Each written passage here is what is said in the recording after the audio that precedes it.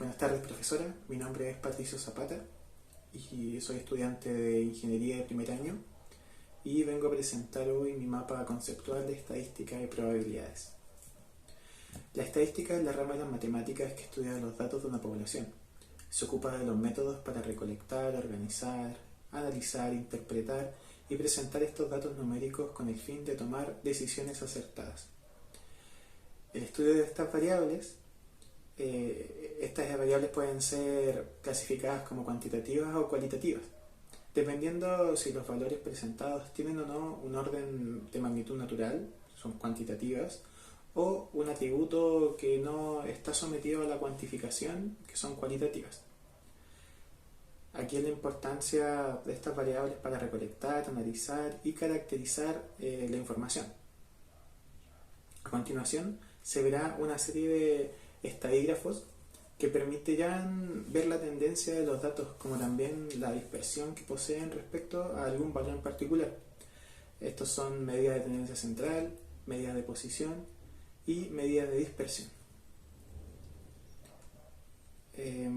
Las medidas de tendencia central están en rosadito, corresponden a los valores que marcan las tendencias general de los datos y sobre los que se puede decir que los restantes datos se agrupan.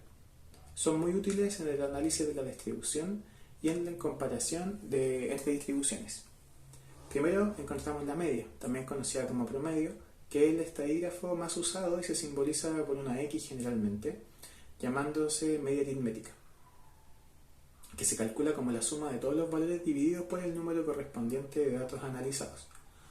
La mediana, dados los valores ordenados por las variables, ya sea en forma creciente o decreciente, se define la mediana como el valor físicamente central, es decir, el que está justo al medio de toda la cantidad de datos que tenemos. Por otro lado, tenemos la moda, que se define como aquel valor de la variable que se representa con mayor frecuencia absoluta. Si existe una sola frecuencia máxima, se dice que la distribución es unimodal. Por otro lado, tenemos las medidas de posición.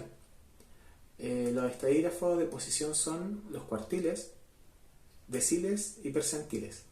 Los cuartiles corresponden a los valores de las variables que se dividen en la muestra en 4 partes iguales. Los deciles son los valores de la variable que dividen a la distribución en 10 partes iguales, y por su parte los percentiles son los valores de la variable que dividen a la distribución en 100 partes iguales. Por último tenemos las medidas de dispersión, y se definirá las medidas de dispersión a la extensión que ocupan los valores respecto al valor de tendencia central determinado.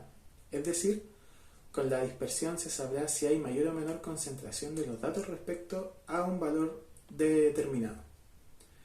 Primero tenemos el rango o recorrido, que corresponde a la diferencia entre el mayor y el menor valor del conjunto de datos. Luego tenemos la varianza, que es la medida de dispersión relacionada con la media aritmética.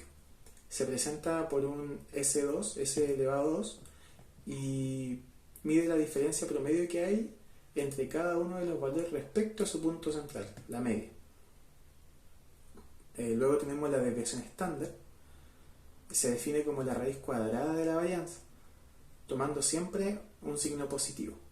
Se usa como medida para comparar la dispersión en 2 o más conjuntos de observaciones. Como cuarto elemento tenemos el coeficiente de variación o la variabilidad. Este coeficiente se utiliza para comparar 2 o más muestras, las cuales no necesariamente deben tener el mismo tamaño, y determinar cuál tiene mayor o menor variabilidad relativa, o bien cuál es más homogénea. Mientras menor sea el coeficiente de variación, la muestra es más homogénea. Por último tenemos la covarianza. Cuando se estudian 2 variables, se definirá una nueva medida de dispersión, la covarianza. Se puede considerar que la covarianza representa el grado de variabilidad conjunta de 2 variables en relación a sus respectivas medidas.